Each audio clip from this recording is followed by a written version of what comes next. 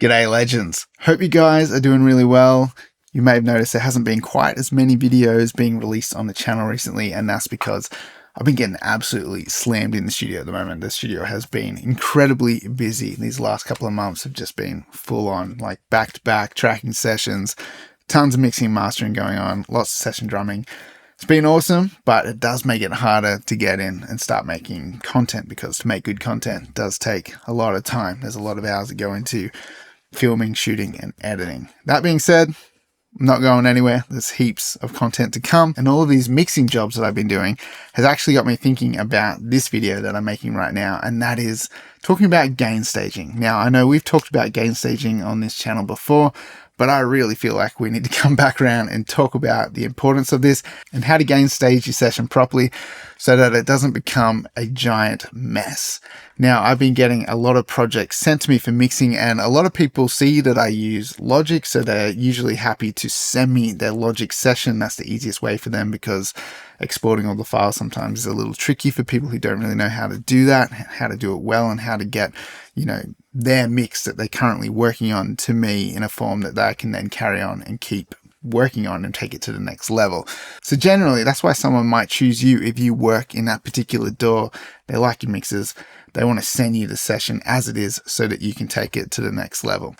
So with that comes a couple of issues, and what I'm noticing a lot of the time is it's all about the gain staging. Today, in particular, I was working on a track, and I probably spent the first hour and a half fixing the session's gain staging because it was almost impossible to work in. That might sound kind of crazy, but having really bad gain staging in session does make it really hard to work in, and I'll explain that kind of as we go. So what is gain staging? It's basically all the different steps through the process of recording a song to the finished product of mastering a song.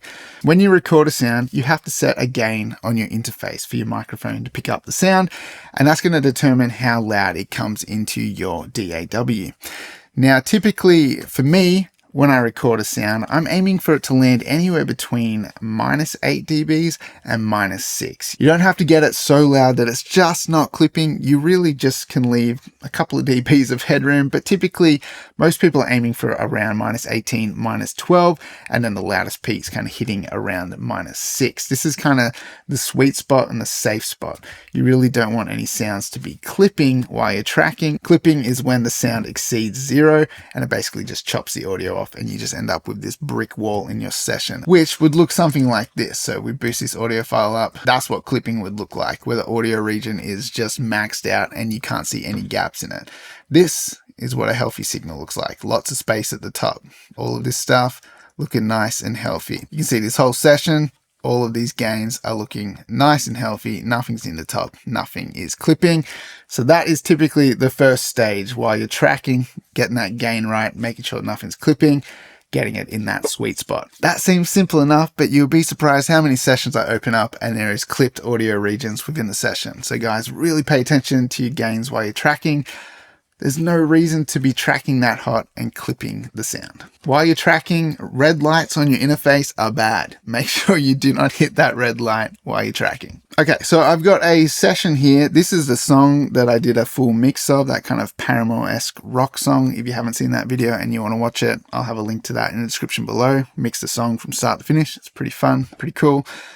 I'm going to show you the gain staging with this session. I've turned off all the plugins from that mix, and I want to just run you through a couple of ideas here that you can kind of think about every time you're working on a project that should help you keep your gains in check. So once you've got your sounds tracked into your session, right? Granted, you haven't clipped anything. That means that when you have your faders at 0, so I'm going to reset all of these drum values right here. When you have your faders at 0 like this, nothing is going to go over 0. So if I play this now, you'll see that all of these individual channels are not going to exceed 0.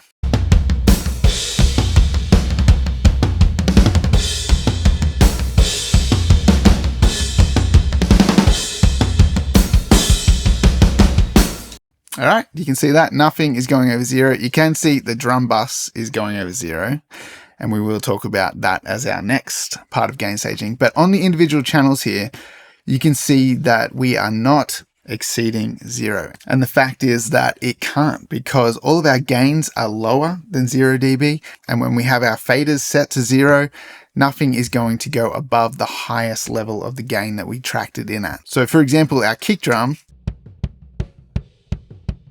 is peaking around -10. That's kind of like as loud as it's ever going to get when you have the fader at 0. So keep that in mind, right? That's the way that your session should be. If you leveled everything out to 0, every single individual sound will not be hitting the red. It can't. Unless your sound is clipping, that's the only way it's going to hit 0. And if it's clipping, that's bad. So if you have a sound that is really close to 0 or is too hot in your session, you might want to gain it down before you start mixing it. So let's take our kick sample, for example. You can see this is louder than all the other files here. This is a bounced in place trigger 2 sample from one of my sample packs. This is what it sounds like at the moment. And you can see that one's hitting around -6, -7. To be fair, that's not too bad, that's fine. But, so if we wanted to gain this down and get the kick sitting at around -18, which is kind of a sweet spot that a lot of people aim for with the initial gain of their audio file.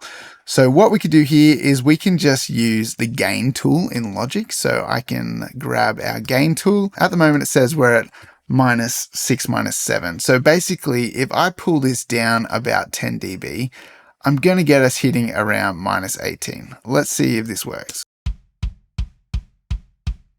Okay, you can see that we're pretty close. I would be happy with that. I wouldn't stress about making sure every hit's coming in at -18. It's an average, right? So that's one way you can do it. In Logic, you can gain things down. You can also just click on the region and you can come up here and you can gain it down. You'll see that for a bunch of the different files here that I've gained them down a little bit to bring them into a sweet spot. Now, that being said, I'm not always super fussy about making sure everything is at -18. Basically, if you're in that vicinity between -18 to -6, like I said, you're generally in a pretty safe spot. But there are some plugins that are analog modeled to receive signals at -18, which is true to the way that they would receive an input signal in the real world. So that can affect how those plugins react to that sound. But usually plugins also have an input trim, so you can trim it down a little bit before it's fed into the plugin. So there's a couple of ways you can deal with this. Hopefully I'm not losing you here because this is a deep subject, okay? But the main thing we're looking for here is that we don't have any sounds that are clipping. We've got our audio files in a range between -18 to -6. And when we have our faders at 0, we can see that nothing is going over 0, nothing's hitting red or orange. It all looks nice and happy. So now what I'm going to do is show you one of the biggest problems that I see when people send me sessions. So like I said, when our fader's at 0, there's no reason why the signal should be going over and clipping, right? Unless we have gain staged poorly. We have a plugin that is adding too much gain. So check this out. Let's grab our snare drum, for example. Let's grab Logic's compressor. This is a big thing that a lot of people do in Logic particularly. They leave the auto gain on and then they start compressing.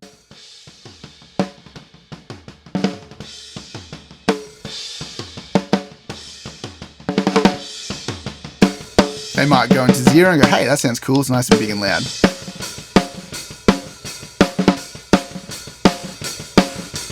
Yeah, cool. That snare sounds massive now. Have a look how loud we're hitting it. We're going 12 dBs over now. Hectic.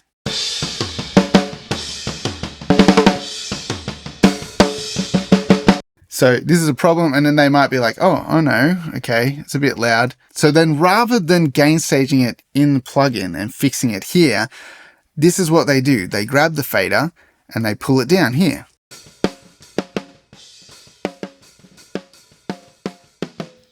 Okay, so now we're at -21 on the fader to get it into a safer spot where it's not actually going over.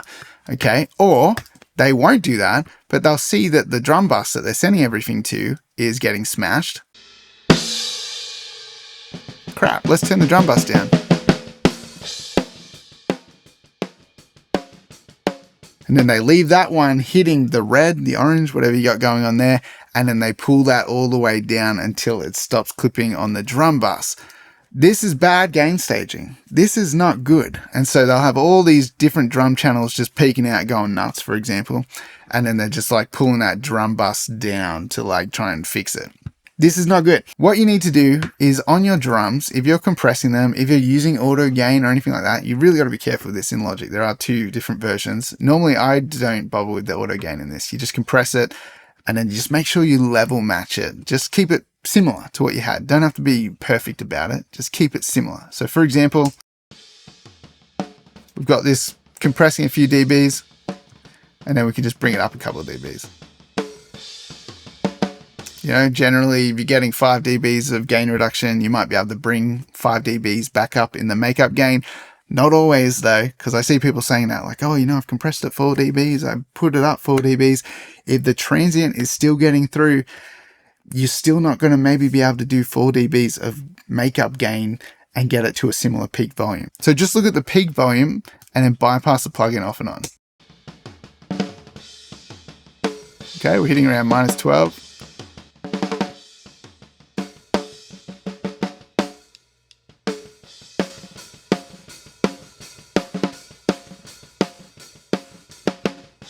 So around there, we've got 3 dBs of makeup gain and we're getting a similar peak volume. We're not going over.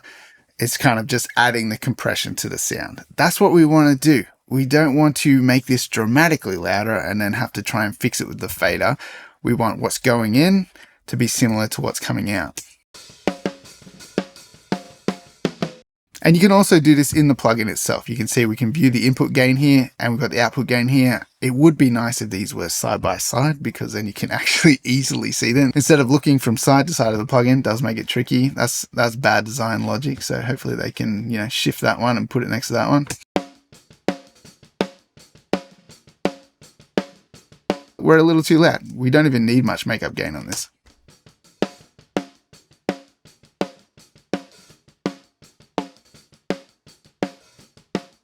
That's the idea generally when you're adding plugins to your sounds, that you want to kind of match what's coming in with what's coming out. You don't want to have these huge dramatic volume boosts, which then force you to pull your fader down and fix it that way. You shouldn't have that kind of thing going on. That leads to bad gain staging. So similar with an EQ, if you're EQing your snare drum,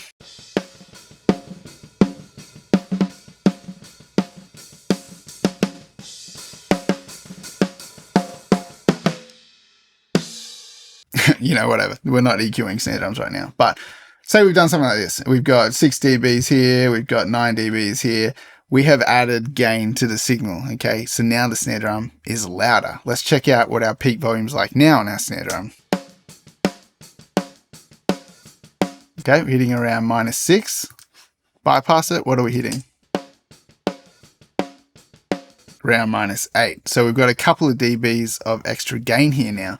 So what we need to do is then bring this down a few dBs. So we can do that here in our EQ. We can just gain that down a little bit.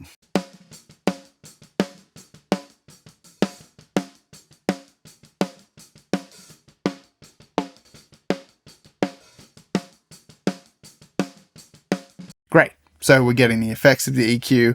And we're not so much just making it heaps louder. Sometimes when you're mixing, I totally understand that what you want to do is just boost a little bit of EQ and that gives you the sound that you're looking for. It helps it poke out in the mix. That's cool. You don't have to be a stickler for this like all the time. You don't have to gain match everything all the time.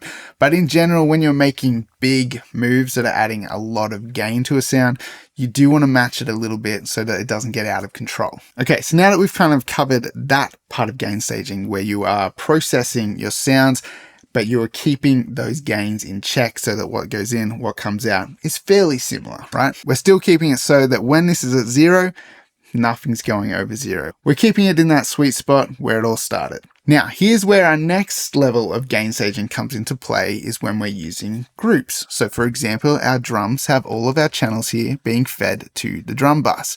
Granted, I have completely messed up all of these levels for the drums, so I'm just going to quickly play the track and just level them a little bit. Okay, so I just set some very quick levels just then, and I put all of the plugins that we used in the mix that I did for this back on here. So these are all the process sounds with all the gain staging that we did along the way.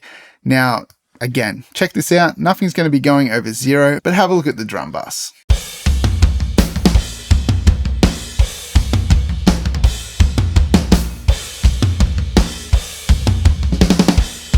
Okay, all the individual channels are looking happy. nice and healthy. You can see our faders are all within this sweet spot between 0 dB and down to around minus 10 dB. That's kind of like the nice spot to be between. Once you start getting lower than minus 10 into the like minus 20s, any movement on the fader becomes really dramatic and you lose a lot of your fine movements with levels. So that's something to think about with gain staging, is why we take care of this, so that we can get those fine gain levels without having to go all the way down and have our fader super low, that when you move it, it actually changes like 5 dBs very quickly. You want to be able to do small movements, and that's why we gain stage stuff. But anyway, we're getting overs on our drum bus now. Even though all of this stuff is looking good, the drum bus is going over, and that is because all of these sounds are combining, adding a lot of energy to that drum bus, and it's actually forcing the snare transient and the kick and all that stuff to just boost through and be louder with how it's all combining together. So what we can do now is select all our drum channels and just bring them down a little bit until we're not going over.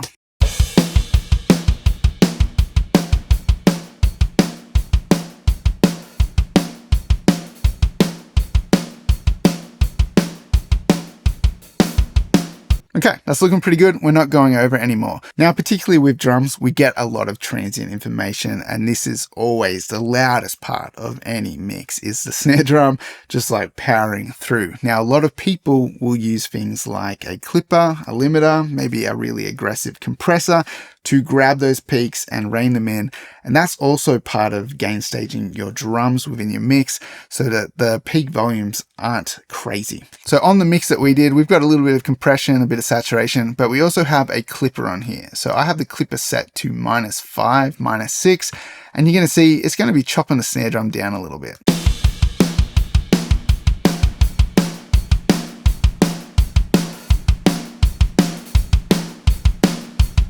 And you see on the output of our drum bus, we're hitting around -4.5.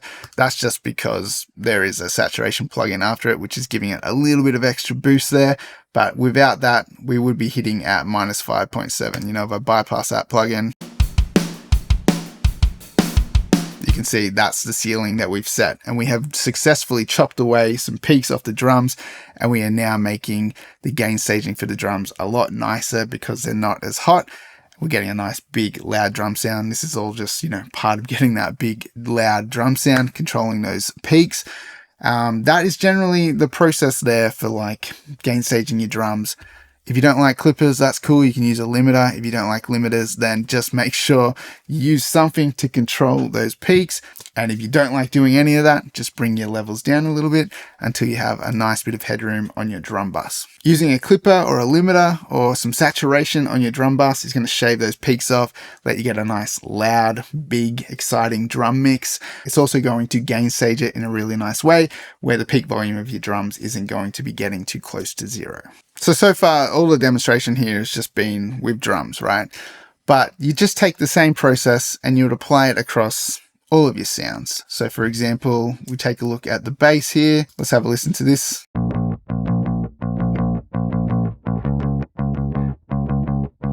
You can see that the bass is, again, hitting in that sweet spot between -18 and -6. Like it's not loud at all, it's fine. And then once we add our plugins,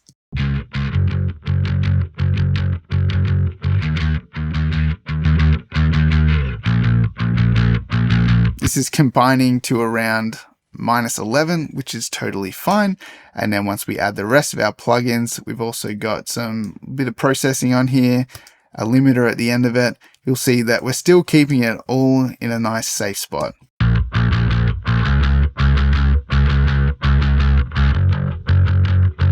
-14. When I bypass this,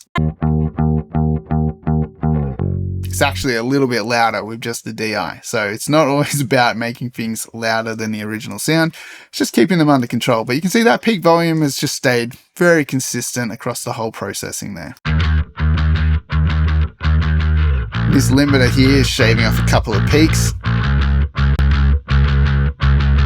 If we take that off, we are getting around -10. But that's all just part of the gain staging there. Like, I'm not making any sounds louder than they originally came in. And even though we're combining two bass signals together here, which is going to add a little bit of extra energy to our bass bus, we're still controlling that. We're making sure it's all still in a sweet spot and nothing's going over 0. So when we turn all these plugins off, you can see the bass bus isn't going over 0. Like, it's nowhere near 0. So that's kind of what we want. We want everything in this safe range. Like having your faders up loud, having the lights higher up, it doesn't do anything to the sound. It doesn't matter. You could mix this incredibly quiet and still make it sound loud.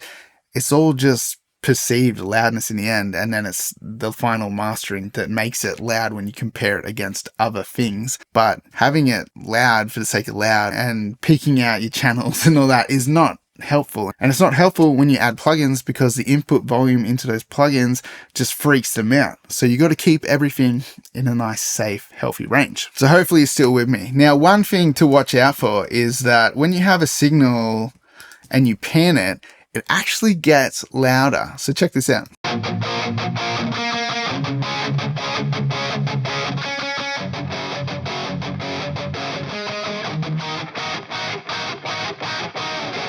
So we're hitting -11 now that we're hard panned to the left.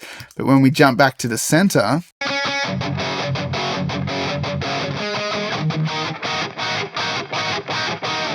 we're hitting around -14.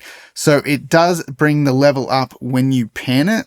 You just got to watch out for that. So if this is already kind of hot and then you pan it over to the left, you might start to see that light going over into the orange or the red. So that might be an indication that your gain is a little too loud, and you might need to gain it down a little bit back on the original audio, so that when you do pan it, it doesn't go into the red. You still want to be able to pan signals off left and right without them going over.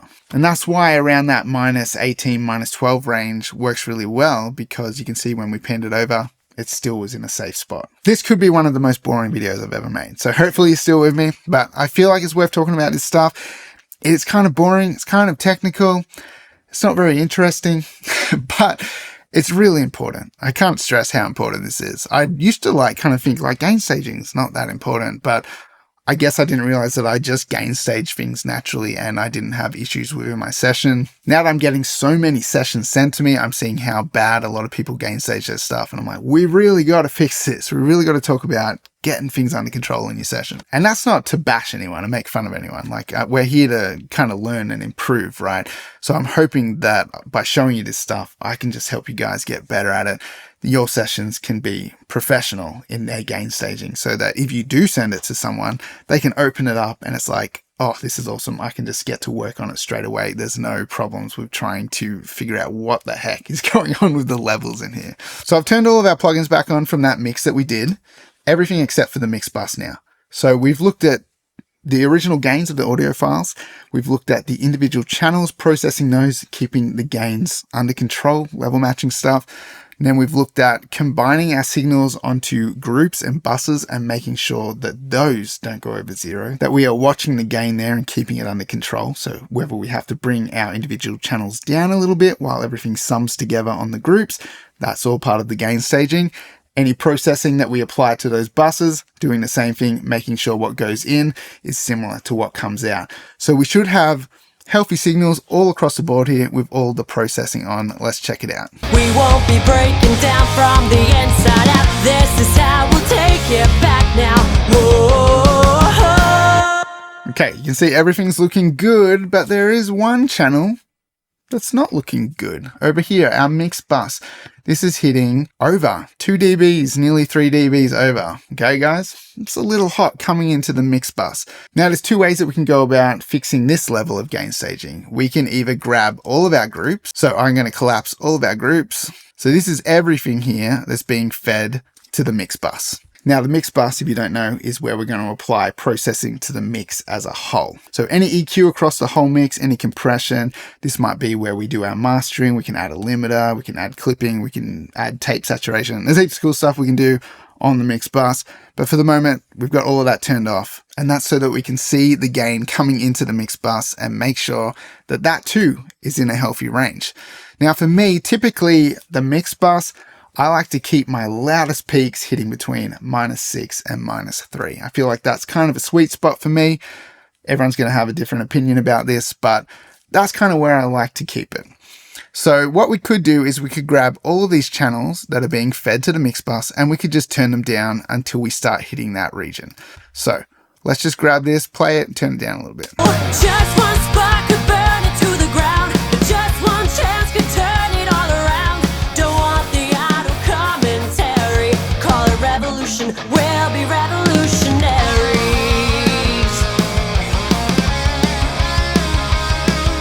So around there looks pretty good to me. That's one way that we could go about doing this. Just pulling those group faders down until we are in that sweet spot. Now you can see we're starting to bring some of these faders down a little bit. Maybe we don't want them this low. So for me, I generally don't do this. I kind of keep them where they were. So I'm going to turn this back up. And my method for dealing with this is to add a trim to the start of the mix bus. So you can see my very first plugin on the mix bus is Virtual Mix Racks, and I have a trimmer plugin. This is basically just a gain plugin. In Logic, you can go to Utility, you can grab the gain plugin, and this is essentially exactly the same thing here. I have this trimming -6 dBs. So I could come in here, put this plugin on my mix bus and go -6. I'm going to bypass all of these plugins and we'll just compare using the trimmer and using the gain plugin, how it's exactly the same thing. So this is with VMR's trimmer. We won't be breaking down from the inside out. This is how we'll take it back now. Logic's gain plugin. We won't be breaking down from the inside out. This is how we'll take it back now. It doesn't matter. They're both the same thing. They're just like a gain utility plugin. The only difference is I use Virtual Mix Racks to add VCC, and in this mix, I'm using a little bit of mix bus EQ here as well. So that's why I use VMR, just for a little bit of this extra color that I add to my mix. And you'll note that I am adding EQ and I am trimming it a little bit here as well to make sure that we are gain staging this so that we're not boosting and getting louder, because that will then end up pushing the mix bus back over 0. Anything you add to the mix bus, you gotta really make sure you level match it, or it does get louder and louder, and then you just end up with things going over 0, which is not good on the mix bus. Now I know lots of people do the trim thing on the mix bus, some people don't. It really doesn't matter in the digital world because it's all ones and zeros. It doesn't really do anything to it. You just bring it down. Like there's all this headroom in digital until you export it. Anything going over 0, once you export it, gets chopped off on the mix bus because it's digitally clipped. In the real world, on an analog console, you might be better off going with the idea of pulling down all of the groups until the mix bus is not too hot, because it's not digital. There's not this like endless, headroom that you can play around with. You can't just probably slap a trimmer on there. I don't know. I don't really work on an analog console, but in the digital domain, doing something like this, adding a trim plugin to your mix bus is totally fine. As long as all of your individual channels look nice, all of your groups look nice, everything is not going over 0, it's all nice and happy.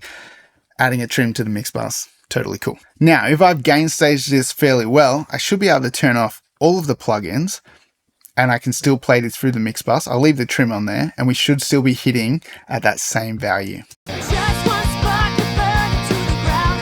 Just one chance could turn it all around. Don't want the idle commentary. All right, that's pro gain staging right there. You can turn all this stuff off.